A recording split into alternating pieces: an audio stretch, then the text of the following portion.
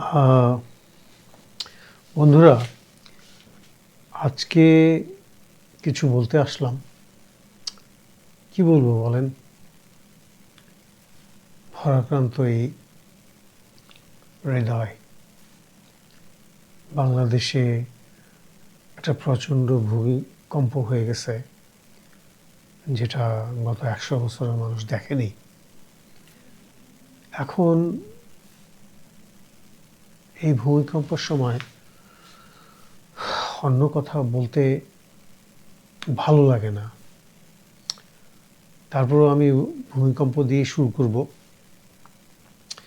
এখন চারিদিকে মানে খুব নেগেটিভ নিউজ। সবাই বলতেছে যে 8 মাত্রার ভূমিকম্প হইতে পারে, 9 মাত্রার ভূমিকম্প হইতে পারে। কিন্তু একটা কথা কি জানেন, যে বিজ্ঞান অনেক অনেক কিছু আবিষ্কার করছে। বিজ্ঞান। ঝড়ের মাত্রা, ঝড় কখন হবে, কোথায় হবে, ঝড়টা কোথার থেকে কোথায় যাইতেছে, স্যাটেলাইটের মাধ্যমে ট্র্যাক করতে পারে। কিন্তু ভূমিকম্প কিন্তু কেউ ট্র্যাক করতে পারে না। এটার মানে আগাম অগ্রিম সংবাদ বিধাতা আমাদেরকে সেই ক্ষমতা এখনো দেয়নি। স্রষ্টা আল্লাহ সুবহানাহু ওয়া তাআলা এখনো সেই ক্ষমতা আমাদেরকে দেয়নি। তো সেটার উপর নির্ভর করে আমি বলি, একটু পজিটিভ চিন্তা করতে শিখেন। কে জানে, হয়তো হ্যাঁ, সায়েন্টিফিক্যালি একটা জিনিস বাইর করছে যে এই জোনে মানে 150 বছরে একবার ভূমিকম্প হয় প্রচণ্ডভাবে। হয়তো এটাই লাস্ট ভূমিকম্প। পজিটিভভাবে নেন না কেন? একটা কথা কি জানেন, আপনি যখন পজিটিভ চিন্তা করা শুরু করবেন, তখন এটার একটা এনার্জেটিক ফোর্স ফিল্ড আছে, যেটা কি ক্রিয়েট এ পজিটিভিটি। এটা আমার কথা না, এটা সায়েন্সের কথা, মনোবিজ্ঞানের কথা। তো এখন যারাই মানে এই নেগেটিভ খবরটা ছড়াচ্ছেন, 9, 8 স্কেলের ভূমিকম্প হবে, এটা ছড়ায় কি হবে বলেন? 53 বছরে আমাদের দেশে ভুল আর ভুল হয়েছে। 53 বছর যেই তথাকথিত ব্লু ব্লাড সোসাইটি পরিবার, যারা হাজার হাজার কোটি টাকা কামাইছে, তাদের ছেলে মেয়ে সব বিদেশে পাঠায় দিছে, বিদেশে শত শত কোটি টাকার সম্পদ কিনছে। তারা তো শিক্ষিতই ছিল, রাইট? তারা পড়াশোনা করেনি যে 50 বছর পরে আমাদের বাংলাদেশ এরকম প্রাকৃতিক একটা বিপর্যয়ের পর্যায়ে আসবে।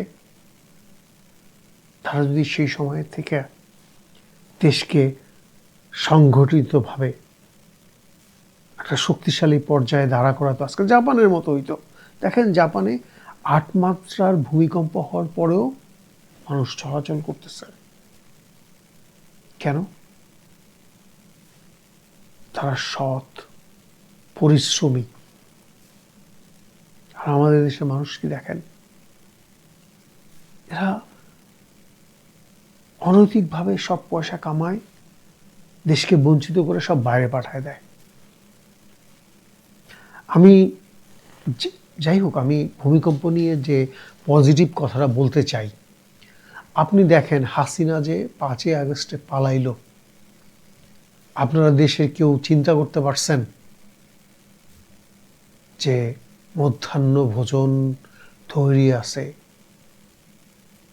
সেই লাঞ্চ না করেও তার দেশ থেকে ছেড়ে পালাইতে হবে? এটাকে কখনো চিন্তা করছেন আপনারা? করেন নাই। আপনার জীবনের পিছনের দিকে তাকান, আপনার 80%ই দুঃখ। আপনি যা চিন্তা করছেন তা হয়নি। এটা একটা ইউনিভার্সাল ট্রুথ। পৃথিবীর যত স্বনামধন্য বিখ্যাত লোকের জীবনী আপনি দেখেন, 80% এই ব্যর্থতায় ভরা। তা আমি সেইভাবেই বলতেছি, হয়তো আর ভূমিকম্প হবে না আগামী 150 বছরে। এই যে বলতেছে 8-9 হবে, এটা সায়েন্টিফিক্যাল কোনো ব্যাখ্যা নেই। সায়েন্স বলে যে এটার প্রেডিকশন তারা করতে পারে না, তো এইটার বাজে খবর ছড়ায় লাভ আছে বলেন? যাই হোক, আমি একজন প্রবাস বাঙালি, দীর্ঘ একটা লম্বা জীবন প্রবাসে যাপন করতেছি। এজন্য এটা আমার কাছে নাই, এজন্য তার জন্য আমি খুব ফিল করি, সেটা আমার দেশ। যদিও মনে করেন যে আজকে আমি দেশে গেলে সবাই বলে যে উনি কানাডায় থাকেন, আবার কানাডায় যখন থাকি এখানে ক্যানাডিয়ানরা বলে ওয়ার আর ইউ ফ্রম, তুমি কোথা থেকে আসছো? তো আমি হলো মিডল অফ নোওয়্যার, আমি দেশেরও না বিদেশেরও না। সারা জীবন পরিশ্রম করছি, দেশে টাকা পাঠাইছি। যেটাই হোক, আজকে মানুষ স্বীকার করুক আর না করুক, আমরা প্রবাস বাঙালি, ছিন্নমূল একটা ফেনার মতো ভাসমান। ফেনা আছে না, ওর মূলটা কিন্তু মাটির সাথে কোনো কানেকশন নাই, ও শুধু ভাসে, আমরা একটা ভাসমান। তো যাই হোক, আমি ভূমিকম্পর ব্যাপারে আমি পজিটিভ কথাই বলবো, ভয় পাওয়ার কিছু নাই। আর ভয় পাইলেও কি করবেন, 53 বছরে আমাদের যে স্ট্রাকচার গুলা উঠছে, মানে ব্যাঙের ছাতার মতো, এটা আপনি এক রাত্রে ইউ ক্যানট প্রোটেক্টেড। এর মধ্যে এইগুলি চিন্তা না করে আপনি পজিটিভ চিন্তা করাই উচিত। ঠিক আছে, হয়তো আর হবে না। সায়েন্স, এই যে এত মানুষ, এত মিডিয়া বলতেছে যে এটা হবে, এটা হবে, হু নোজ কোনটা হবে? হাসিনা জানতো তার পলাইতে হবে, লাঞ্চ না খেয়ে। সেটা নিয়েই চিন্তা করেন আপনি, পৃথিবীতে কত কিছু হয় যেটা আপনি 100% চিন্তা করেন হবে, সেটাই হয় না। তো যাই হোক, আমি আজকে যেই কথাটা বলার জন্য আসছি, ভূমিকম্পর পরে মানুষের ইগো,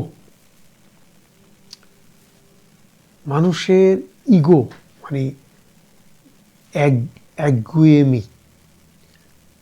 অনেক ভালো ভালো মানুষও কিন্তু জানেন একটা জিনিস ফলো করতে করতে না ওইটাকে আর আপগ্রেড করতে চায় না, তার একটা অভ্যস্ততায় পরিণত হয়। এই জন্য অনেক মেধাবী মানুষও কিন্তু ধ্বংসের পর্যায়ে চলে যায়। একটা কথা আছে, আমার এক মুরব্বী বলছিলেন অনেক আগে বাংলাদেশে, আমি জানি না উনি বেঁচে আছেন কিনা এখনো, মানুষ তার উন্নতির সোপানের সাথে সাথেই তার ধ্বংসের বীজ বপন করে, কারণ নাথিং ইজ ফর এভার। মানুষ একটা পর্যায়ে উপরে উঠে আবার নিচে যায়। একটা মানে একটা সময়ে একটা ফ্যামিলি অনেক ধনী হয়, তারপরে পরের জেনারেশন পয়সা রাখতে পারে না, আবার এটা রিসাইকেলের মতো।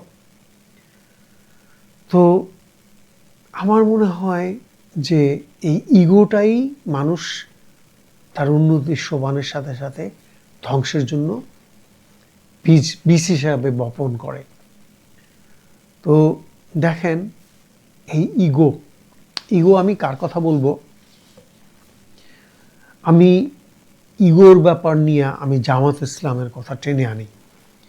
আমি আজকে যে কথা বলি জামাত ইসলাম নিয়ে কথা বলতেছি, এটা কোনো আমার বই পড়ে না, আমার কোনো মুরব্বির কাছে শোনা না। 1970-এর নির্বাচনে আমার বয়স 10-11 ছিল, আমার বোঝার বয়স ছিল। আমি এরিয়া বললাম না, আমার এরিয়ায় তখন শেখ মুজিব, বঙ্গবন্ধু একটা মিছিল নিয়ে আসছিল। আমি এটা কি কৈশোর, আমার হাতে একটা প্লাকার্ড ধরা দিছিল বঙ্গবন্ধু, আমার মনে আছে। তো তখন উনি খুব জনপ্রিয় নেতা ছিলেন, উনি গণতান্ত্রিকভাবেই পূর্ব পশ্চিম পাকিস্তানের প্রধানমন্ত্রী হতে চাইছিলেন। তো সে সময় জামাত ইসলামেরও ছিল, তারা সে সময় চিন্তা করত যে আমরা যদি ভাগ হয়ে যাই তাহলে ভারতের একটা বাজে প্রভাব আমাদের উপরে পড়বে। তাদের দূরদৃষ্টিতা খুবই রাইট ছিল, এটা আমি ভুল বলবো না। সেই হিসাবে তারা কিন্তু পাকিস্তানের পক্ষ নিচ্ছে। কিন্তু পাকিস্তানে একটা সমস্যা কি জানেন, পাকিস্তানের আর্মি এরা কিন্তু মানে বিশ্বযুদ্ধের পরে, দ্বিতীয় বিশ্বযুদ্ধের পরে যখন ইন্ডিয়া ভাগ হইল, কিছুদিন সিভিল চলার পরে আর্মি কিন্তু টেক ওভার করলো, এরপরে থেকে আর্মি শাসন করে। তো সে সময় ভুট্টো যে সিভিলিয়ান দলগুলি ছিল তাদের সাথেও আর্মির একটা বিরোধ ছিল। তো শেখ মুজিবকে ক্ষমতার দেওয়ার ব্যাপারে আর্মিরাই কিন্তু প্রথম বিরুদ্ধাচরণ করে। তো সেই জন্য শেখ মুজিব কিন্তু চান নাই দেশ ভাগ হোক, কারণ উনি 7ই মার্চের ভাষণেও কিন্তু একটা স্বাধীনতা ঘোষণা সম্পূর্ণভাবে উনি বলেন নেই। তো সেই সময় জামাত চিন্তা করতেছিল যে আমরা যদি ইন্ডিয়ার সাথে চলে যাই ভাগ হইয়া, তা আমাদের খুব সমস্যা হবে। কিন্তু তারপরেই যখন পাকিস্তানি হানাদার সৈন্যরা 25শে মার্চের রাত্রে আমাদের উপর আক্রমণ করলো, আমার তখন মনে আছে প্রচণ্ড গোলা বৃষ্টি হইতেছে, ঢাকা শহরের আকাশটা তখন আতশবাজির মতো, যে নিউ ইয়ার ইভে যেন আতশবাজি না, এভাবে হইতেছে। মানে মিলিটারি আর পাকিস্তানের যে সিভিল নেতাদের আছে ভুট্টো টুট্টু, এদের সাথে একটা বিরাট গ্যাপ ছিল। তো তখন মিলিটারি প্রচুর গণহত্যা করলো। সেই সময় যদি জামাত বলতো যে তোমরা আমাদের দেশের অনেক মানুষ মারছ, এই যে সালাউদ্দিন কাদের চৌধুরী আছে না, তখন ওরা তাদের সাপোর্টিভ ছিল। ফখর চৌধুরী তো সারা জীবন পাকিস্তানের পক্ষ ছিল। আমি পাকিস্তানের পক্ষ ছিল এটা আমি খারাপভাবে বলতেছি না, কিন্তু পাকিস্তানের একটা বিস্ফোরণ হলো তাদের আর্মি। এই যে আর্মিরা পাকিস্তানে এত করাপশন কইরা, ঠিক আছে পাকিস্তানকে একটা সামরিকভাবে শক্তিশালী দেশ বানাইছে, কিন্তু ওরা কিন্তু দেউলিয়া। আমেরিকার সাপোর্ট ছাড়া, অর্থনৈতিক সাপোর্ট ছাড়া, বিশ্বব্যাংকের অর্থনৈতিক সাপোর্ট ছাড়া তারা দেশের মানুষকে মানে চালাইতে পারে না। তখন আপনি যত বড়ই অস্ত্রের ক্ষমতায় হন না কেন, আপনার দিনের শেষে যদি ঘরের আপনার দৈনন্দিন আহার, দৈনন্দিন যে নেসেসিটি সেটা ফুলফিল করতে না পারেন, আপনি যার কাছ থেকে হাওলাত পাবেন তার কথাই শুনতে হবে। তো পাকিস্তান খুব শক্তিশালী দেশ হওয়ার পরও অর্থনৈতিকভাবে ওরা খুব দুর্বল হয়ে গেছে, কারণ মিলিটারির একটা লম্বা শাসন।